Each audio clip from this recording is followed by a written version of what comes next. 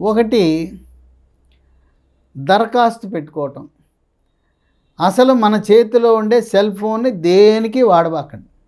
ఎట్టి పరిస్థితుల్లో సెల్ ఫోన్లో ఏది అప్లికేషన్ నింపడం చేయొద్దు. కొంతమంది చేసి సెల్ ఫోన్లో చేసి చేతులు కాల్చుకున్నారు. సెల్ ఫోన్ వాడద్దు. ల్యాప్టాప్ కానీ లేదు డెస్క్టాప్ కంప్యూటర్ని కానీ వాడండి. తర్వాత నేను చాలా తెలివిగలవాడిని, నేను అన్నీ చేయగలను అని చెప్పి మీరు ప్రయోగాలు చేయొద్దు. మీరు చదువుకున్న వాళ్ళు అవ్వచ్చు, మేధావులు అవ్వచ్చు. దీనికి అనుభవం అనేది ముఖ్యం. ఈ అనుభవం ఎవరికి ఉంది? కంప్యూటర్ సెంటర్ వాళ్ళకి అనుభవం ఉంది. వాళ్ళకి అదే పని వందల కొద్దీ ఫారాలు నింపుతూ ఉంటారు. అందువల్ల వాళ్ళకున్న అనుభవం మనకు ఉండదు. ఏ కాలంలో ఏం రాయాలి అనేది మీకు ఉండదు అనుభవం. కనుక కంప్యూటర్ సెంటర్కి వెళ్ళి వాడికి ఎంతో కొంత ఇచ్చి వాళ్ళ ద్వారా అప్లికేషన్ నింపించండి. మన సొంత ప్రయోగాలు వద్దు. తర్వాత ఈ కంప్యూటర్ సెంటర్ వాళ్ళ బదులుగా కొంతమంది ఏజెంట్లు, కన్సల్టెన్సీలు మేం చేస్తాం, దరఖాస్తు కూడా మేమే పెడతాం, మీకు ఆఖరి వరకు మేమే ఉంటామని చెప్పి ఏ ఒక్కొక్క డబ్బు కట్టించుకునేది చేస్తున్నారు. వెబ్సైట్లో వాళ్ళని వీళ్ళని అసలు ఎవ్వరు అవసరం లేదు.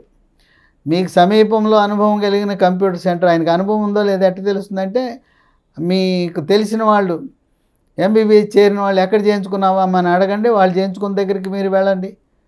అందరూ ఎక్కడ చేయించుకున్నారో మీరు కూడా అవసరమైతే ఆ లైన్లో నిలబడండి. అంతే కదా.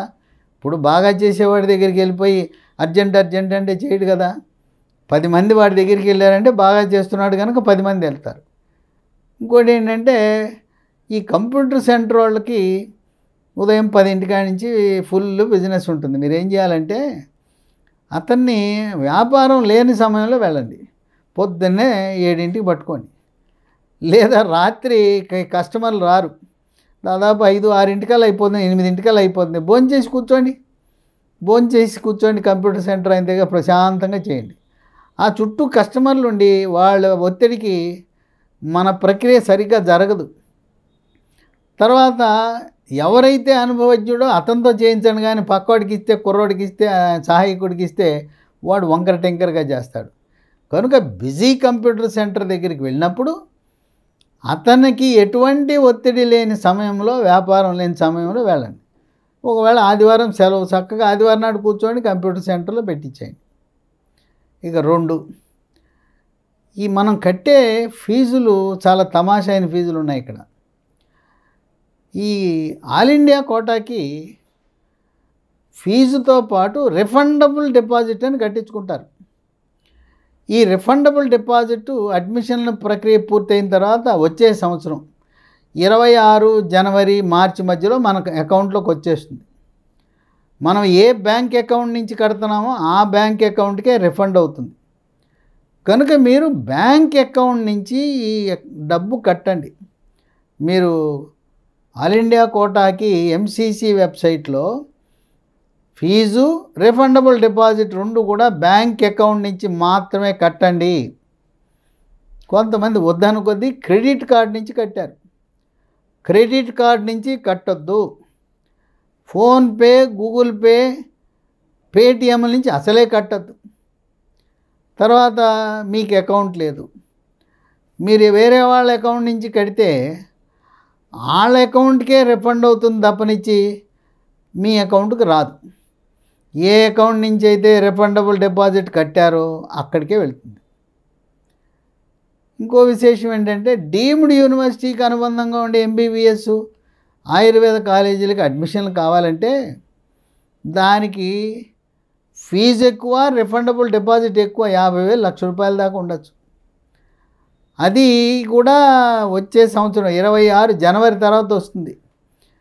ఇది సీటు వచ్చిన వారికి, సీటు రాని వాళ్ళకి, ఏదైతే all India counselling, all India కోటాలో ఆయుష్ మంత్రిత్వ శాఖ, వైద్యం అంటే ఎంసీసీ, ఏఏ, CCC వాళ్ళు అందరికీ వాపసు ఇచ్చేస్తారు.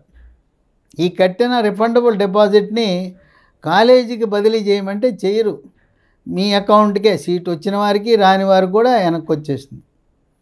ఇంకొక చిక్కుముడి ఉంది, సి కేటగిరీ.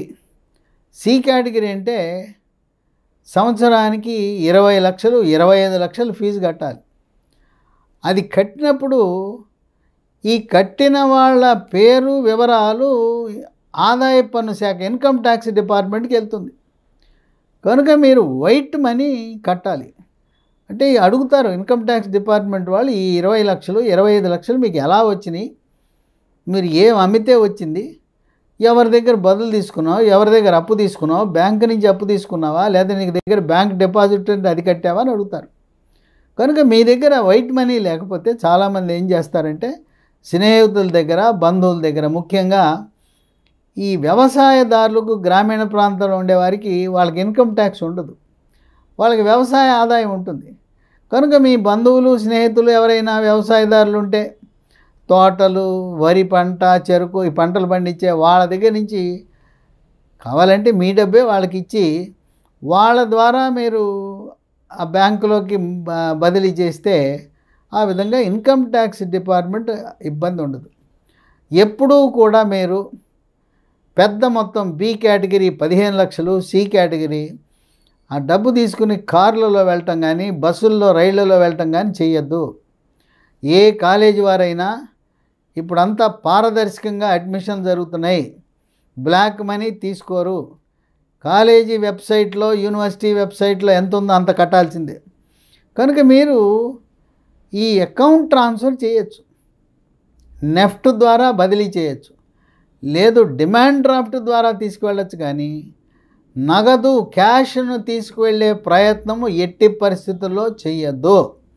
చాలామంది కాలేజీల వాళ్ళు క్యాష్ అంగీకరించరు, 99% మంది క్యాష్ అంగీకరించరు. ఇక మూడోది, మనకు ఏ సమాచారం కావాలన్నా వార్తాపత్రికల్లో రావు, టీవీల్లో రావు.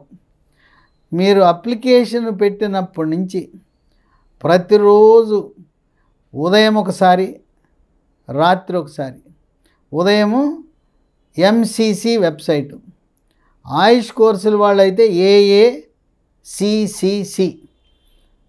ఆంధ్ర వాళ్ళేమో ఆంధ్రప్రదేశ్ వాళ్ళు ఎన్టీఆర్ యూనివర్సిటీ, తెలంగాణ వారు కాళోజీ నారాయణరావు యూనివర్సిటీ వెబ్సైట్ 2 సార్లు పొద్దున రాత్రి అడ్మిషన్స్ కాలంలో లేదు లేటెస్ట్ నోటిఫికేషన్ స్క్రోల్ చూస్తుంటే చూసి ఏముందో గమనించి తదనుగుణంగా మీరు చర్యలు తీసుకోవాలి, లేకపోతే చాలా నష్టం జరుగుతుంది. ఇక నాలుగోది, నాకు ఇప్పటికే తల్లిదండ్రులు ఫోన్ చేస్తున్నారు, కొంతమంది డాక్టర్లు కూడా ఫోన్ చేస్తున్నారు. ఈ లాంగ్ టర్మ్ అని మాకు చాలా బెడదైపోయింది. వాళ్ళు ఫోన్ల మీద మేము లాంగ్ టర్మ్ అని ఫోన్లు చేస్తున్నారు, అంతేకాకుండా ఇంటికి కూడా వచ్చేస్తున్నారు. ఈ లాంగ్ టర్మ్ అనే బెడద ఎక్కువైపోయింది. ఒక్కటి గమనించండి, 4 మేన మీరు నీట్ పరీక్ష రాస్తే 2 తెలుగు రాష్ట్రాల్లో ఉండే ఈ లాంగ్ టర్మ్ విద్యా సంస్థలు సుమారు 100 ఆ సర్టిఫికెటే మనం అప్లోడ్ చేయవలసిన అవసరం ఉంటుంది. మనం అప్లోడ్ చేయాల్సిన అవసరం లేదు. అక్కడ పరీక్ష చేయగానే వాళ్ళే అక్కడి నుంచి మన తరపున వెబ్సైట్లో పెట్టేస్తున్నారు.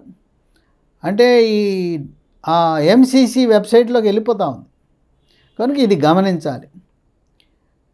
7 ఈఎస్ఐ కోటా పొందాలంటే 18 మే 2025 లోపల కంప్యూటర్లో వివరాలు నమోదు చేసి వార్డ్ ఆఫ్ ఇన్షూర్డ్ పర్సన్ అనే ఒక సర్టిఫికెట్ పొందిన వారికే ఈఎస్ఐ కోటా ఉంటుంది.